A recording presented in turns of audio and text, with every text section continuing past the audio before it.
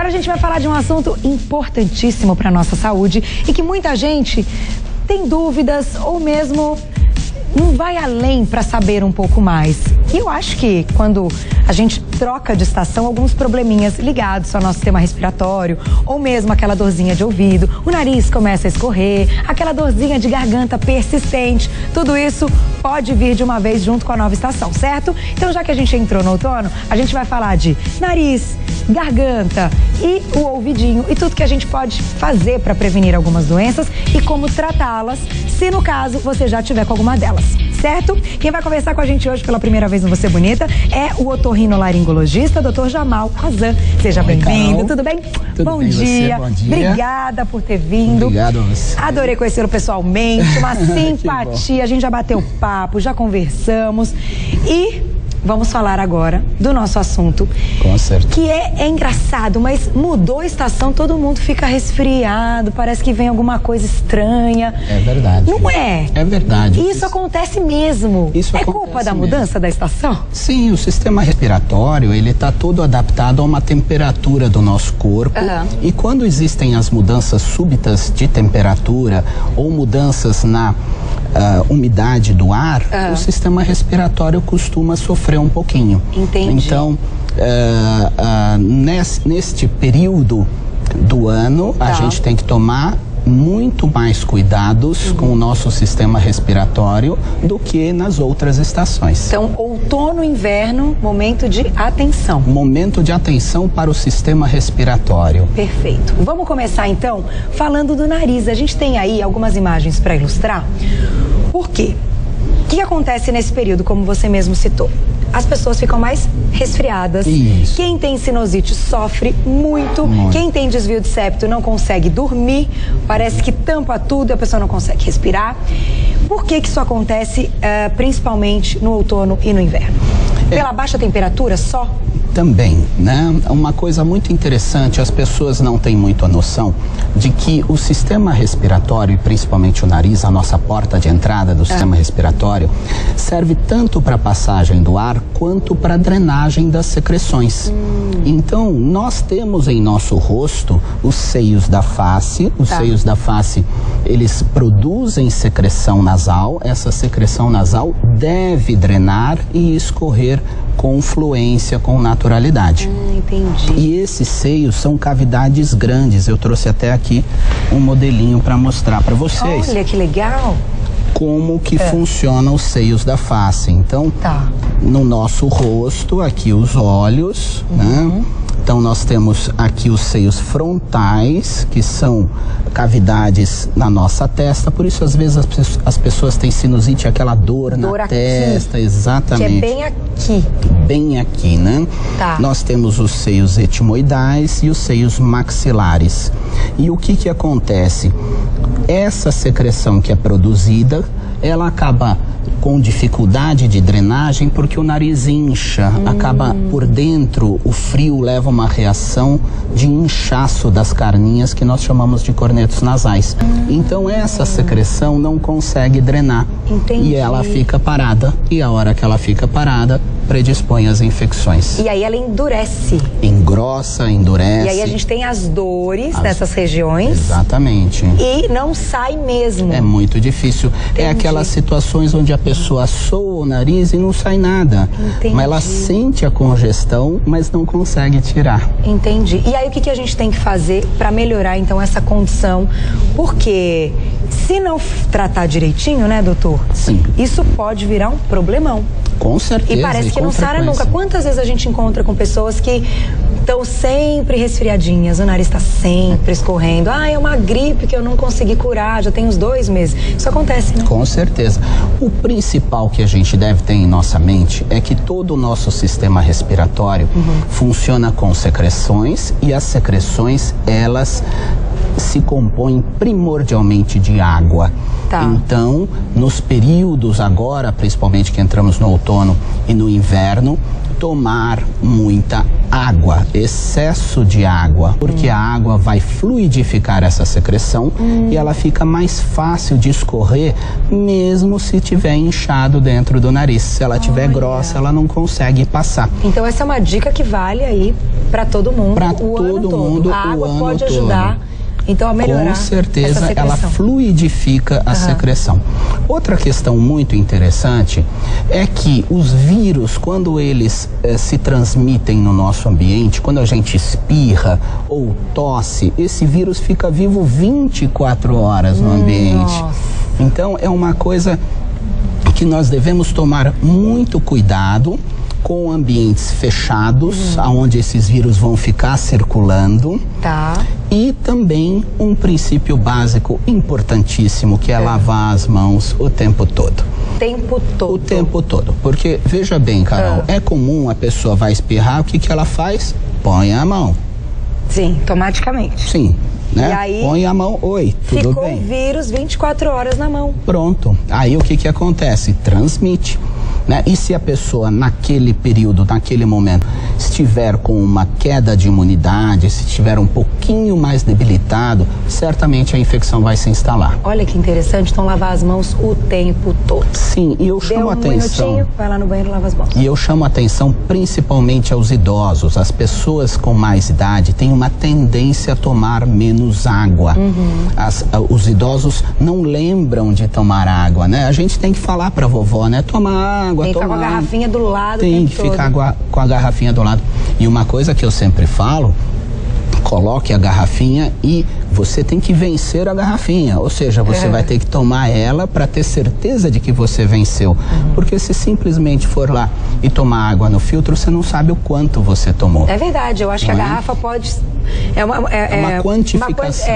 Uma medida muito. Que você olha, no final do dia você vê que você conseguiu tomar tudo, né? E olha, meio litro de manhã, meio litro à tarde, tá ótimo. Tá Já vai ótimo. Ser de bom tamanho. Sem dúvida nenhuma. Vamos mostrar então umas imagens? A gente tem umas imagens para ilustrar isso que a gente está falando, para a gente conseguir entender. Então essa representa esses seios da face que você explicou, as cavidades que você até demonstrou aqui com essa de acrílico que eu achei tão legal, super colorida. Criança que gosta, né? Gosta muito. Ai, eu atendo muita criança. Olha lá, linda muito legal. essa. As crianças adoram.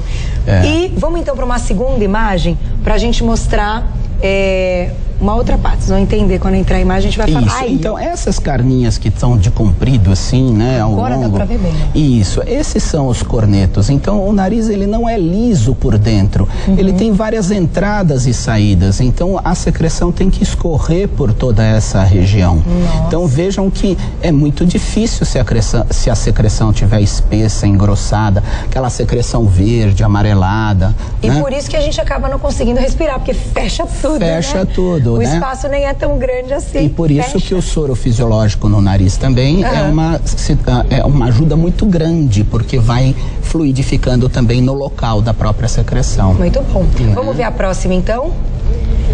Olha lá. Essa é uma imagem que mostra um desvio de septo. Então nós temos os dois olhos, no meio ali o nariz, e tem um osso que é bem torto ali embaixo. Esse osso devia ser retinho ali no meio, né? Tá. Então o que acontece? Esse desvio de septo vai levar a uma dificuldade respiratória e dificuldade para a drenagem de secreções. Então nunca devemos esquecer que nariz é respiração e drenagem de secreções. Então, normalmente, quem tem um desvio de septo tem sinusite? Ou a chance de ter sinusite é muito maior, principalmente se a pessoa tiver um quadro alérgico, como uma rinite alérgica, o que é bastante comum também na população, principalmente em São Paulo. Eu tenho desvio de septo. Nunca tive coragem de operar. Opa, mas agora não me atrapalha fácil. tanto. Não me atrapalha tanto. Não, digamos que não é tão grande assim, doutor. É um desviozinho. Acho que você está fugindo, isso sim. Eu acho que você está correndo. Tem coisa que a gente vai se informando em algum momento, se for necessário, né? Não tem jeito. Olha, mas aproveitando essa sua colocação, veja, é muito importante esclarecer para a população que mudou muito o pós-operatório das cirurgias de nariz, principalmente desvio de septo. Aqueles tampões que ficavam dentro do nariz, tampando 2, 3 dias. que era um sofrimento muito grande ficar com aquilo e principalmente tirar. Muitas pessoas desmaiavam na hora de tirar. Então, agora isso, não é mais assim? Não, hoje já é extremamente incomum a colocação dos tampões em função das técnicas videoendoscópicas que a gente usa. Ah, que bacana. É tudo... Então, o desconforto pós-operatório é muito menor. Isso é importante. Isso é muito importante. E tem a vantagem de quem quer fazer alguma plástica, falam que aproveitam, Com né? certeza. Quando fazem aí a cirurgia do desvio de septo, né? Com certeza. Arruma uma coisa ainda, né? Ainda fica com o nariz mais bonitinho. Aumenta ou põe uma pontinha, enfim, já ouvi de tudo que a gente já fez essa pauta aqui no programa. Claro. É divertidíssima essa cirurgia. É muito bacana. De nariz, que você pode colocar uma pontinha aqui, uma pontinha no queixo. Olha, divertidíssima. É muito bacana. Mas vamos falar de ouvido agora, que ouvido também é sério, importante. Com certeza. A gente escuta as mães nessa época chorarem, né? A gente vê e escuta as lamentações das mães, porque as crianças têm muita dor de ouvido, doutor. O que acontece com essa região nesse período? Agora eu vou voltar para a mesma maquete que eu trouxe para você. Por quê? Porque, como eu mostrei para você, aqui tem o nariz, mas lá no fundo do nariz, quando eu viro a minha imagem, lá no fundo do nariz, existem os canais que vão para o ouvido. Tá. Então, o nariz joga ar para o ouvido e as secreções do ouvido drenam para o nariz. Então, o que acontece? Se o nariz está entupido, com muita frequência o ouvido vai ficar entupido também.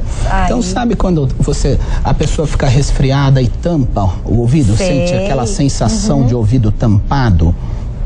Isso é porque o nariz inchou e o canal de ligação com o ouvido tampou. E principalmente nas crianças, isso desencadeia infecções que dão muita dor, muita dor. É muito a famosa sofrimento. otite? A famosa otite e dói bastante. Judiação. E o que é mais? O que eu acho que deixa a gente mais assim ansioso, que dá mais aflição, é que as muito pequenas não falam, não demonstram nada, então para descobrir que é uma dor de ouvido que está ali, não é fácil. É Tem alguma dica que você daria para as mães que estão passando aí por esse momento de estresse? A dica é não acreditar que pôs a mão no ouvido é sinal de infecção. Não é assim, não. Então, é necessário acompanhar a criança, principalmente através de um atendimento médico emergencial para detectar ou não a infecção, né? Tá com o nariz escorrendo, tá resfriadinha, a chance de aumentar então essa otite é muito maior. O sistema respiratório é que controla o ouvido. Se aqui estiver drenando facilmente a secreção, certamente o ouvido vai estar melhor. Muito bom. Vamos para fechar então, falar um pouquinho da garganta, que nesse período também a dor de garganta aumenta e muito. A gente tem imagem, diretora? Por quê? Não sei explicar se a gente fica em ambientes com ar-condicionado e depois a gente sai, tá aquele tempo seco. Por que aumenta tanto a chance de dor de garganta? Nessa imagem a gente vê no fundo da garganta, tem no meio a campainha ali e as amígdalas do lado, né? Então as amígdalas com uma certa frequência acabam infeccionando com pus, com febre, com muita dor, mas eu chamaria muito a atenção de um quadro que cada vez é mais comum, é lá atrás da campainha que tem ali, é a faringe. E a faringite causada por refluxo gastroesofágico é cada vez mais comum na nossa população. As pessoas podem ter uma subida do ácido que sai do estômago e vai devagarinho machucando a garganta. Então são as pessoas que sentem aquele pigarro constante. Até uma rouquidão pode aumentar, sem dúvida nenhuma também. Uma sensação que tem algo parado na garganta. Então tem que ser tratado com gastro. Com um gastroenterologista, com certeza. Perfeito, entendi. Olha isso como uma coisa está ligada em outra.